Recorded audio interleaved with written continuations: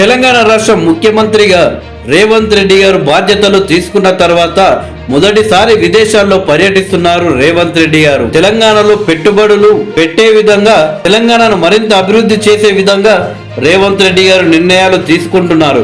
ఇప్పటికే దావోస్ వేదికగా కుదిరిన ఎంఓయూలు, తెలంగాణకు పెట్టుబడుల వెల్లవ, మరింత పెరగనున్న ఇన్వెస్ట్మెంట్స్ ఒప్పందాలపై ముఖ్యమంత్రి రేవంత్ రెడ్డి గారి సమక్షంలో సంతకాలు. Wipro, Tata Sons, BL, agro ప్రతినిధులతో సీఎం రేవంత్ రెడ్డి భేటీ.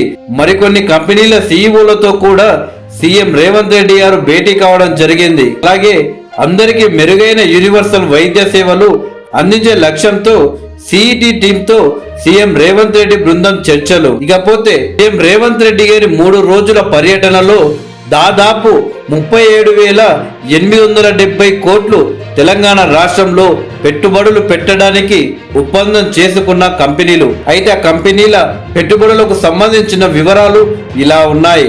అదానీ గ్రూప్ 12,400 కోట్లు, జిందల్ గ్రూప్ 9,000 కోట్లు, గోడి ఇండియా 8,000 కోట్లు, వెబ్ వర్క్స్ 5,200 కోట్లు, గోద్రేజ్ 1,279 కోట్లు, అరాజెన్ 2,000 కోట్లు. స్విట్జర్లాండ్ నుండి దావోస్ వేదికగా జరుగుతున్న వరల్డ్ ఎకనామిక్ ఫోరం సమ్మిట్ లో తెలంగాణకు పెట్టుబడుల వెల్లువ కంటిన్యూ అవుతున్నది. పలు కంపెనీలు పెట్టుబడులు పెట్టడానికి ఆసక్తి చూపాయి. రానున్న 2 రోజుల్లో మరికొన్ని వేల కోట్ల పెట్టుబడులు వచ్చే అవకాశాలు కనిపిస్తున్నది. చర్చలు జరిపిన పలు విదేశీ కంపెనీలు తెలంగాణలో యూనిట్ల స్థాపనకు సానుకూలంగా స్పందించడంతో భవిష్యత్తులో ఇంకొన్ని పెట్టుబడులు రావచ్చని ప్రభుత్వం భావిస్తున్నది.